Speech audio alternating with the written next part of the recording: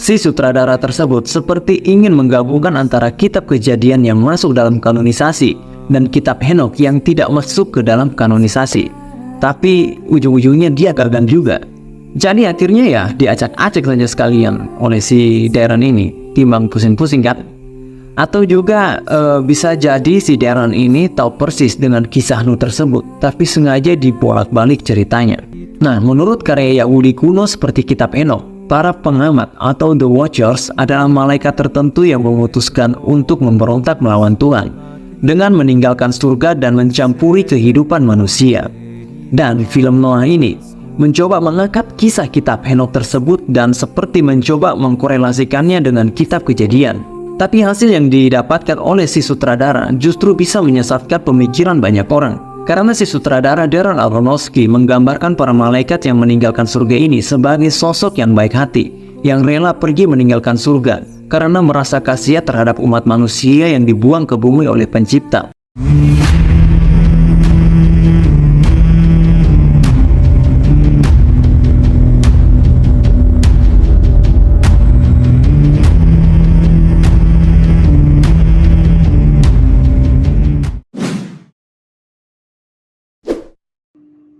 Nah, selain penggambaran malaikat jatuh yang meresahkan, penggambaran beberapa tokoh utama film ini juga sangat bertolak belakang dengan kisah asli dalam Alkitab. Film ini memang terinspirasi dari kisah Nuh dalam Alkitab, katakanlah saja seperti itu. Di mana film ini juga memiliki tokoh yang bernama Nuh yang mendapatkan wahyu dari Allah untuk membuat bahtera agar Nuh bisa menghadapi air bah yang akan datang dari Allah.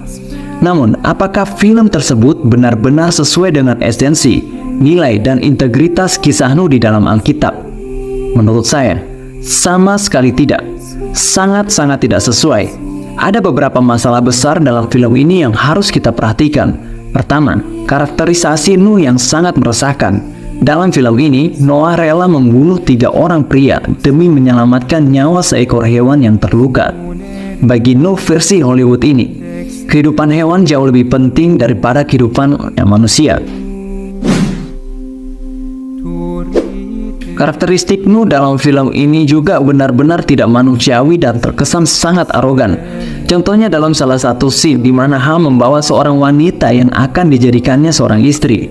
Di scene ini, Nuh tidak benar-benar berusaha untuk menyelamatkan nyawa wanita muda yang coba diselamatkan oleh Ham putranya tersebut. Apalagi di sini ini saat menantu Nuh hendak melahirkan seorang anak perempuan, Nuh berkata kalau dia akan mengakhiri nyawa anak tersebut. Di poin ini saya merasa kalau film ini mencoba mengatakan kalau yang pantas mendapatkan keselamatan hanyalah laki-laki saja. Jadi itu sebenarnya seperti ini, kalau yang lahir adalah bayi laki-laki, maka dia pantas selamat. Tapi jika yang lahir adalah bayi perempuan, maka dia harus dikorbankan. Sekilas ini mirip seperti paham Gnostik. Nah, setelah itu di sepanjang paruh kedua film, Noah sangat terobsesi untuk memastikan seluruh umat manusia di muka bumi ini dimusnahkan, sehingga orang-orang yang tidak bersalah dapat hidup damai di Eden baru pasca air bah. Contohnya ya seperti yang baru saja kita bahas. Tentu saja Nuh tidaklah sempurna. Nuh mewarisi sifat dosa Adam dan tentunya telah berbuat dosa berkali-kali selama hidupnya. Namun Allah menyatakan kalau Nuh ini adalah benar dan tidak bercela pada generasinya. Meskipun Nuh tidak sempurna, dia jelas bukan orang yang rela membunuh 3 orang demi melindungi seekor hewan yang sekarat. Kalau kita pernah membaca kitab suci, kita pasti akan paham kalau Nuh yang digambarkan di dalam film Noah ini bukanlah Nuh yang dikisahkan di dalam Alkitab. Tapi saya tidak tahu ini kesalahan yang disengaja atau tidak. Tapi kalau kisah Nuh yang salah ini disengaja, maka ini adalah sesuatu yang sangat serius. Kenapa? Karena sengaja salah menggambarkan seorang nabi dengan cerita yang salah, merupakan bentuk penghujatan terhadap Tuhan dan hamba pilihannya. Masalah yang lebih besar lagi adalah penggambaran Tuhan yang salah dan kejam dalam film Noah ini. Semua yang digambarkan film ini tentang Tuhan, dari karakter-karakternya, semua hanya bentuk hujatan-hujatan saja. Misalnya, Tuhan yang selalu jauh dari Nuh. dan Nuh yang selalu mendapatkan instruksi sedikit demi sedikit untuk membangun bahtera melalui serangkaian penglihatan atau mimpi, dan dia harus memecahkan teka-teki tersebut. Dan faktanya, sebagian dari wahyu yang diterima Nuh dalam film ini tentang air bah berasal dari pengaruh semacam ramuan yang diberikan kepada Nuh oleh Metusaleh atau sejenis dukun dalam film ini. Jadi bisa dikatakan kalau wahyu yang didapatkan Nuh dalam film ini bukanlah berasal dari Tuhan, tapi dari dukun. Ini malah mempromosikan praktik-praktik okultisme. Ini jelas-jelas sangat bertentangan dengan kisah Nuh yang ada di dalam Alkitab. Di dalam Alkitab menjelaskan dengan tepat bagaimana Nuh mendapatkan wahyunya. Alkitab mengatakan bahwa Tuhan berbicara kepada Nuh dan memberitahunya apa yang harus dilakukan oleh Nuh dan alasan mengapa Nuh harus melakukannya. Sementara Nuh dalam film ini mendapatkan wahyu dari seorang dukun. Saya jadi bingung, apakah Tuhan tidak bisa memberitahukannya secara langsung kepada Nuh, atau Tuhan yang tidak mau berbicara langsung kepada Nuh? Dalam banyak aspek, gambaran Tuhan dalam film Noah ini lebih terlihat mirip seperti dewa pagan, dewa yang tidak mau mencampuri urusan-urusan manusia. Dalam film ini, Tuhan juga dipandang kejam dan keji dalam diri Nuh. Satu-satunya adegan Nuh berdoa dalam film ini adalah saat sebelum dia memutuskan untuk membunuh cucu-cucunya yang belum lahir itu. Jika yang lahir adalah bayi perempuan, maka bayi itu akan dikorbankan. Tetapi jika yang lahir adalah laki-laki, maka ia pantas untuk diselamatkan. Aneh. Tapi yang lahir adalah perempuan. Dan saat gadis kembar itu lahir, Noah mulai membengkang dan mengangkat belati panjang di wajah salah satu bayinya.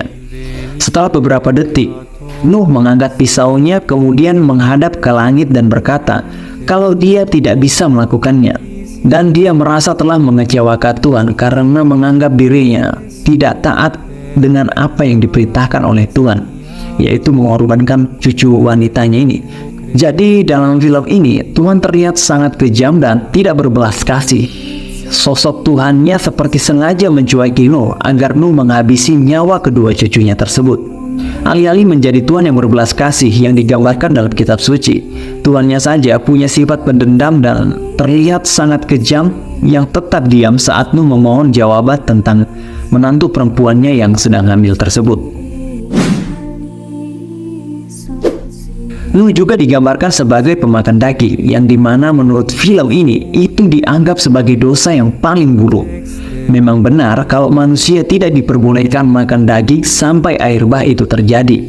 Jadi adalah salah jika Nuh makan daging sebelum masa itu. Tapi yang jadi masalah di sini adalah sosok Nuh dalam film Noah ini sangat aneh. Seperti Nuh merasa sangat keberatan ketika melihat banyak orang menyembelih hewan dan memakannya. Tetapi dia hanya bersikap biasa-biasa saja ketika melihat manusia-manusia lain dibunuh dengan cara yang sangat kejam. Banyak penonton mengklaim kalau film ini menampilkan tema belas kasihan, penghakiman, keburukan manusia, dan perjuangan untuk memahami kehendak Tuhan.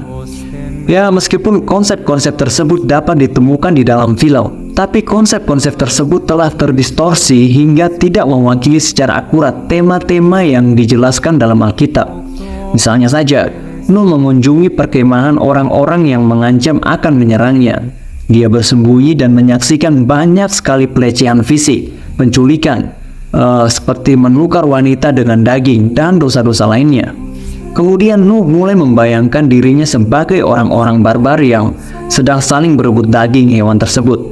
Setelah itu, Nuh mulai menyadari dan menyesali keberdosaannya tersebut, dan hal itu meluas hingga ke keluarganya juga. Namun dosa yang disesali oleh Nuh ini bukanlah dosa terhadap Allah yang Maha Kudus, melainkan itu adalah dosa atau penyesalan Nuh terhadap ciptaan-ciptaan. Nah, kalau kita memperhatikan sekaligus merenungkan film ini, sebenarnya film ini sedang berusaha membalikan moralitas Alkitabiah. Penting untuk disadari, kalau sutradara dan rekan penulis Darren Aronofsky adalah seorang yang mengaku sebagai ateis. Dan seharusnya hal ini bisa membuat seluruh orang-orang yang percaya menjadi berwaspada terhadap apa yang akan disampaikan oleh sang sutradara di dalam filmnya ini. Hampir setiap persoalan moral yang terlihat dalam kisah Nuh ini adalah kebalikan dengan kisah Nuh yang ada di dalam Alkitab. Seperti contohnya Nuh dalam Alkitab yang terkenal sebagai orang yang saleh. Namun di film Noah ini, Nuh digambarkan sebagai seorang psikopat yang bertekad memusnahkan seluruh umat manusia. Dan saat berada di dalam bahtera juga penting untuk kita perhatikan. Karena begitu saya menonton sampai di sini, saya menilai ada praktik-praktik okultisme yang dipromosikan di dalam film ini.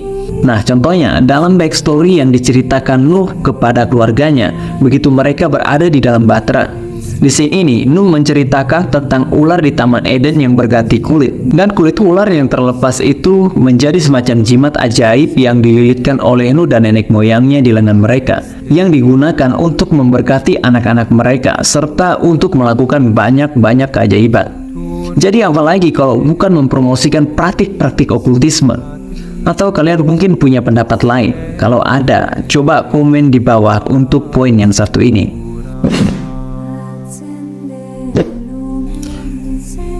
Terakhir, di pertengahan film, Tubal-Kain yang adalah tokoh antagonisnya menemukan Noah dan menyatakan kepemilikannya atas tempat Noah berada. Di sini, Tubal-Kain bertanya kepada Nuh apakah menurutnya satu orang bisa melawan pasukannya.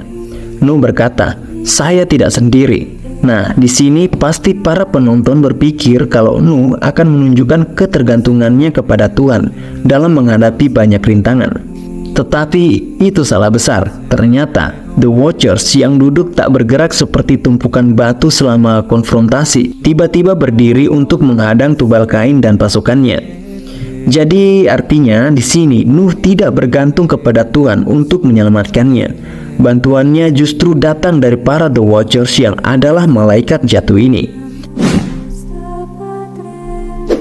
Di sini tiba-tiba banyak pertanyaan-pertanyaan muncul di kepala dengan tiba-tiba. Beberapa pertanyaan itu adalah, apakah malaikat jatuh bisa bertobat?